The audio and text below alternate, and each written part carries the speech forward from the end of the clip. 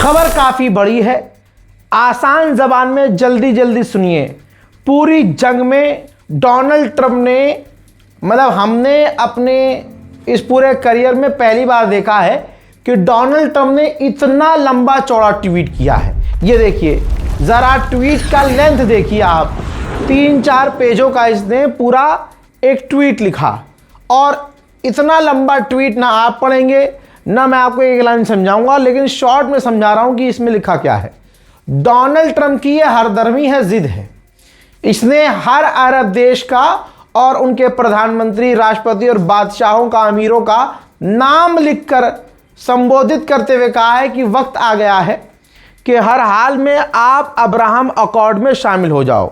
यानी जिद की है कि ईरान से डील के लिए ये मैंडेटरी है। जी हाँ, ये वर्ड यूज किया है, मैंडेटरी। जरूरी है कि अरब देश इजराइल के साथ नॉर्मलाइजेशन कर लें। आप हरामीपने की इंतहा देखिए। और कतर और अरब का नाम मेंशन करके कहा है इसने इस ट्वीट में कि अगर सऊदी अरब और कतर ने नॉर्मलाइजेशन कर लिया, अब्राहम अकॉर्ड एग्रीमेंट साइन कर लिया, तो तमाम अरब देश इन्हें फॉलो कर लेंगे। ये पूरा सारांश है आपके सामने, ठीक। लेकिन सऊदी अरब ने बड़ा झटका दे दिया। सऊदी अरब ने मना कर दिया, कह दिया कि नहीं, हमारे लिए फिलिस्तीन का जो पाथवे है, यानी 2 स्टेट सॉल्यूशन, फिलिस्तीन स्टेट, उसका पाथवे क्लियर। हालांकि सऊदी अरब ने यहां भी हरामीपना किया है। पाथवे यानी फिलिस्तीन स्टेट का रास्ता क्लियर होना चाहिए। अरे बोलना है तो क्लियर बोलता कि भाई फिलिस्तीन को मान्यता दो, इजराइल को फिलिस्तीन को मान्यता देनी होगी, तब हम आगे बात करेंगे। लेकिन यहाँ पर चलिए ठीक है, हम कह रहे हैं यही गनीमत है कि मोहम्मद बिन सलमान की सरकार ने कह दिया कि नहीं जी, फिलिस्तीन स्टेट का पाथ, रास्ता क्लियर होना हमारे लिए सबसे ज़रूरी है। तो डोनाल्ड ट्रंप को तो इनकार कर दिया ये इस तरह से बोलकर, और बाकी दूसरे अरब देश भी अभी तक खामोश हैं। लेकिन मोहम्मद बिन सलमान की सरकार ने, चाहे आप कुछ भी कहिए, कुछ भी मानिए मत मानिए, लेकिन डोनाल्ड ट्रंप को झटका दिया है।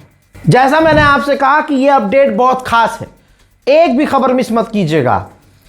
ईरान के विदेश मंत्री, ईरान के पार्लियामेंट स्पीकर, ईरान के बैंक के गवर्नर समझ लीजिए, टॉप लीडर हैं बैंकिंग सिस्टम के, ये 3 लोग और दूसरे दीगर ईरानी जो लीडर्स हैं, ऑफिशियल्स हैं, वो कतर पहुंचे हैं।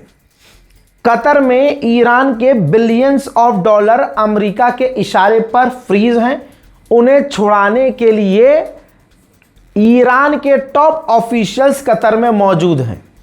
जो डील अमेरिका के साथ हो रही है ईरान की, इस डील में यह भी एक बड़ा पॉइंट है कि ईरान के पैसों को रिलीज किया जाएगा, जिसका एक्शन हम देख रहे हैं। ईरान ने जो अपनी डिमांड्स रखी है कि हमारा पैसा अनफ्रीज करो, हमारे ऊपर पाबंदियां जो लगाई हैं वो ख़त्म करो, और जो हमारा नुकसान किया है उसकी भरपाई करो, और कई तरह की उसने शर्तें रखी हैं।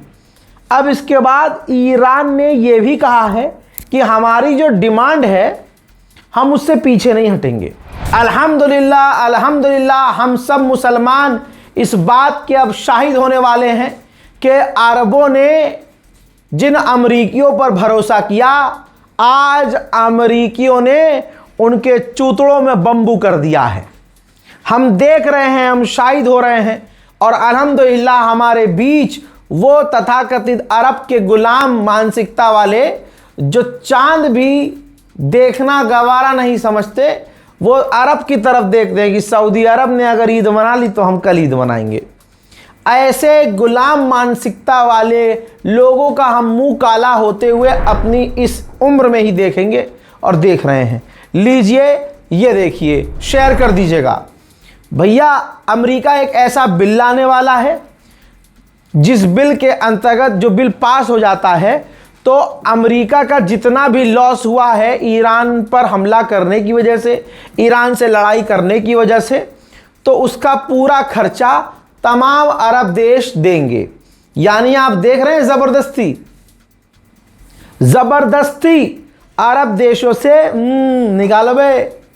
तो ये अरब देश अमेरिका पर भरोसा कर रहे थे। आज इनके झब्बे में इनका गू ना निकला तो नाम बदल देना। वहीं अमेरिका ने कहा है कि ईरान को लेकर 95% हमारी डील कंप्लीट हो चुकी है। ईरान के यूरेनियम को लेकर और ईरान के स्ट्रेट ऑफ हॉर्मूज पर कब्जे को लेकर हमारी इन मुद्दों पर बात हो चुकी है। ईरान गवर्नमेंट के स्पोक पर्सन ने कहा है कि ये जो सीज फायर होगा ये हर जगह अप्लाई होगा, इंक्लूडिंग लेबनान। ये जो जंग बंदी होगी इसमें हर जगह जंग बंदी होगी, लेबनान भी इसमें इंक्लूड होगा। इस बार ईरान की सरकार ने क्लियर कर दिया है। उधर गुलाबी सुअर ने क्लियर कहा है कि जो हमारी डील हो रही है ईरान से, ओबामा के समय से अच्छी डील हो रही है। हमारी डील काफ़ी बेहतर है और ओबामा के समय में जो डील की गई थी अमेरिका के द्वारा, ओबामा के द्वारा, उससे लाख गुना बेहतर और अच्छी डील मैं ईरान से कर रहा हूं। मेरे दोस्तों, गुलाबी सुअर अभी भी झूठ बोल रहा है। ईरान के गवर्नमेंट ऑफिशियल ने कहा है कि अभी हमारी जो बातचीत चल रही है उन सबका फोकस ये है कि जंग खत्म की जाए, किसी भी हालत में जंग खत्म हो जाए। बाकी हम अपने न्यूक्लियर पर कोई बातचीत नहीं कर रहे हैं। यानी गुलाबी सुअर और ईरान के प्रवक्ताओं के बीच में बातों में अभी भी फर्क है। सुनिए। قبلا در موردش بارها صحبت کردم. تضمین قدرت شماست. تضمین تجربه است، درسی است که ملت ایران به متجاوزان داد. اینکه تمهید هیئت مذاکره کننده چیست، شما باید بپرسید تمهید ملت ایران و تمهید جمهوری اسلامی ایران چیست. مذاکره کنندگان، دستگاه دیپلماسی بخشی از حاکمیت هست که وظایف روشنی رو بر عهده داره در میدان دیپلماسی.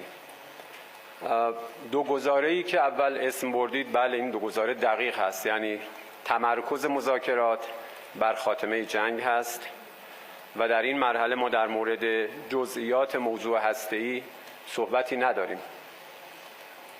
تهدیدها و فشارها و تصویر کشیدنها و کاریکاتور منتشر کردن خب بخشی از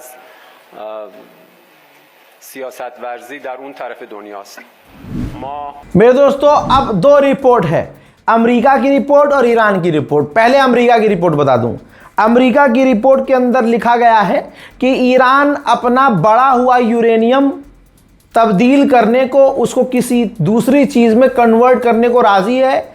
उसके बाद भी अगर जो यूरेनियम बचेगा ईरान उसे दूसरे देश को देने को राज़ी है।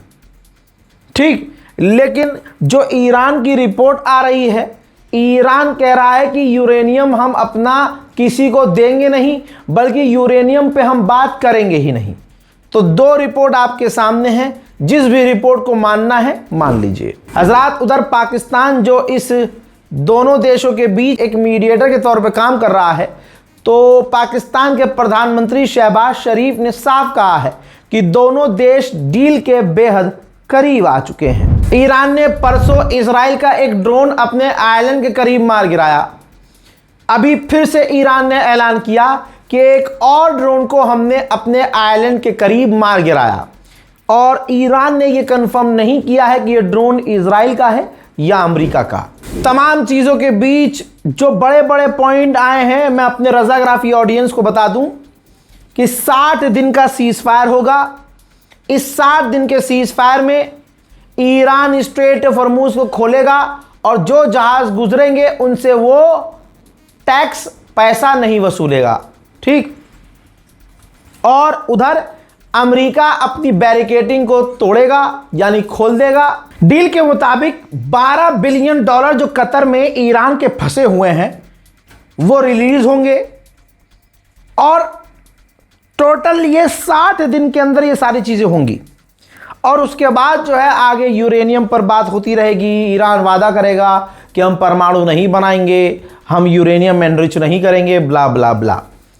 डोनाल्ड ट्रंप ऐलान कर चुका है, दुनिया के टॉप लीडर ऐलान कर चुके हैं कि अमेरिका और ईरान की डील काफ़ी क्लोज है। मगर दूसरी तरफ ईरान पक्का बड़ा गेम खेल रहा है। ईरान ने कह दिया हम टोल नहीं लेंगे, मगर एनवायरमेंटल चार्ज लेंगे और नेविगेशन चार्ज लेंगे। यानी नाक ऐसे पकड़ो या ऐसे पकड़ो। ईरान खेल अच्छा गेम रहा है, पैसा वो लेके मानेगा, खून मुंह लग गया है। मेरे दोस्तों, हमेशा से समझाता आया हूं कि दो लोगों की लड़ाई में तीसरे को ज्यादा उछलना नहीं चाहिए और उड़ता तीर अपने पिछवाड़े में घुसाना नहीं चाहिए, बहुत तकलीफ देता है। फिलहाल ऐसा ही उड़ता तीर लिया था कुर्द ने। कुर्दिश लड़ाकों ने, आपको याद होगा, डोनाल्ड ट्रंप ने हथियार तक दिए, आसमान से इराक के अंदर हथियार गिराए, कुर्द को हथियार पहुंचाए, हथियार दिए। इजराइल ने ईरान के बॉर्डर पर हमला किया कि बॉर्डर वीक हो जाए और कुर्द के लड़ाके हमला करते हुए अंदर घुस जाए ईरान में और ईरान के अंदर तबाही मचाए। और कुर्द ने ऐलान भी कर दिया कि हाँ हम लड़ेंगे। उन्हें लगा गोल्डन अवसर है। अब उसके बाद जो ईरान ने थूक लगा के मारना शुरू किया है, जो कुर्दिश लड़ाकों को मारा है, उन्होंने भाई 10 दिन में हथियार डाल दिया और अब तक वो माफी मांग रहे हैं, भीख मांग रहे हैं कि माफ कर दो, हम इस जंग में नहीं हैं। अब जब अमेरिका और ईरान के बीच डील हो रही है तो कुर्द को खौफ बैठ गया है कि हम तो अकेले पड़ गए, अब ना अमेरिका हमारा साथ देगा, ना अरब साथ देंगे, ना इजराइल साथ देगा और ईरान हमें आखिर तक मारता रहेगा। मेरे दोस्तों, अमेरिका की खुफिया एजेंसी ने कहा है कि मुज्तबा खामनाई ईरान में ही हैं, सही सलामत हैं, लेकिन वो किसी ऐसी लोकेशन पर हैं जो लोकेशन ऑब्वियसली किसी को पता नहीं है और वो किसी भी ऑनलाइन सर्विस से, इंटरनेट से कनेक्टेड नहीं है, मोबाइल डिवाइसेस भी कनेक्टेड नहीं है उनके पास।